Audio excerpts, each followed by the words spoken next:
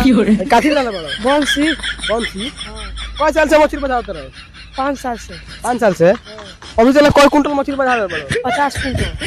50 कुंटल क्या तो लग रहा है बोलते रहे 50 कुंटल मछली जानता हूँ कि मछली मिल के में ना मिल जानते रहे तू हैं हर सामने बाजार के दिखा दे बाबू ऐसे चेहरा ना बाजी चार जन मछली मर दे बस हम तो तीन मछली मार अब 12 क्या देंगे इसमें से बोल कौन मछली पकड़ के दिखाई बोल गरई।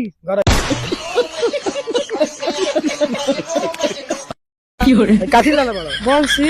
बंसी कौन साल से मछली बाजार होता रहे 5 साल से। 5 साल से अभी चला कोई कुंटल मछली बाजार में बड़ा 50 कुंटल।